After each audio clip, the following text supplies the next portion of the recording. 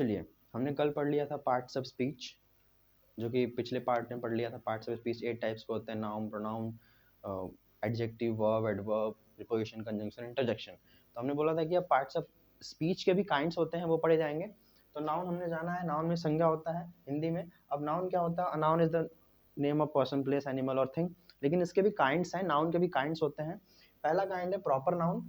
A proper noun is the particular name of a person, place, animal और thing.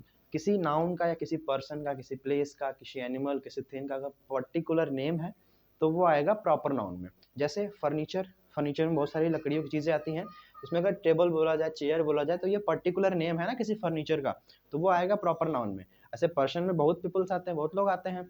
अगर राम किसी व्यक्ति का, किसी पर्सन का पर्टिकुलर नेम है, इसलिए वो आएगा प्रॉपर नाउन में। उसके बाद दूसरा इसका पार्ट है common noun. A common noun is the common name of person, place, animal और थिंग। कॉमन नाम हो किसी पर्सन का, किसी प्लेस का, किसी एनिमल का, जिसमें कॉमन मतलब क्या है, मेल फीमेल दोनों आए, मतलब वो कॉमनली यूज होता हो सबके लिए, किसी पर्टिकुलर के लिए नहीं, कॉमनली सबके लिए यूज हो। जैसे टीचर, टीचर क्या है, कॉमन है। टीचर में मैम लोग भी आते हैं और सर लोग भी आते हैं, सर भी आते हैं और मैम भी आती हैं। और स्टूडेंट, स्टूडेंट में गर्ल्स भी आते हैं और बॉयज़ भी आते हैं, तो इसमें कॉमनली यूज होने वाला वर्ड है, ठीक है। तो ये आ जाएगा कॉमन नाउन में। क्लियर है इतना? उसके बाद कलेक्टिव नाउन क्या है? A collective noun is the name of a collection of the same kind. एक कलेक्टिव नाउन क्या है? किसी भी चीज का अगर एक ही प्रकार का कलेक्शन है तो वो कहलाएगा कलेक्टिव नाउन। जैसे क्राउड ऑफ ह्यूमंस, मतलब इंसानों का भीड़, तो सिर्फ इंसान ही है उसमें, इसलिए इंसानों का भीड़, क्राउड ऑफ ह्यूमंस का आ गया। फ्लीट ऑफ शिप, मतलब भेड़ों का झुंड, तो उसमें सिर्फ भेड़ है, तो ये हो जाएगा कलेक्टिव नाउन। कलेक्टिव नाउन मतलब सेम काइंड के रहेंगे लेकिन बहुत अधिक मात्रा में कलेक्शन रहेगा उनका, इकट्ठा रहेंगे वो। फिर अब्स्ट्रैक्ट नाउन क्या है? An abstract noun shows the situation, feeling या सॉरी किसी प्रकार का सिचुएशन, किसी प्रकार की फीलिंग को जो शो करेगा, अब्स्ट्रैक्ट नाउन शो करेगा।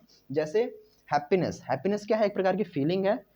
और चाइल्डहुड एक प्रकार का सिचुएशन है, स्थिति है, जो एक प्रकार के सिचुएशन को, स्थिति को दर्शाता है जो पहले रह चुका है, चाइल्डहुड यानी बचपना, ठीक है। तो ये अब्स्ट्रैक्ट नाउन क्या करता है? किसी प्रकार के फीलिंग को या किसी प्रकार के सिचुएशन को डिनोट करेगा, शो करेगा।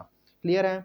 उसके बाद इसमें दो चीजें और देख लेते हैं। काउंटेबल नाउन भी होता है, अनकाउंटेबल नाउन भी होता है। अब काउंटेबल नाउन क्या है? A noun that we can count, noun जिसे हम गिन सके, जिसे हम काउंट कर सके, नंबर में काउंट कर सके 1 2 3, तो ये आएगा countable noun. For example book को गिन सकते हैं, टेबल गिन सकते हैं, पेपर गिन सकते हैं, ये काउंटेबल है, इनको हम गिन के इनका अनुमान, अमाउंट हम मालूम कर सकते हैं। लेकिन अनकाउंटेबल नाउन क्या है?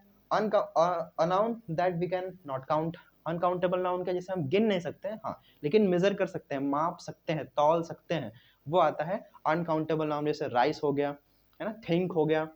सोच को कोई गिन सकता है? नहीं।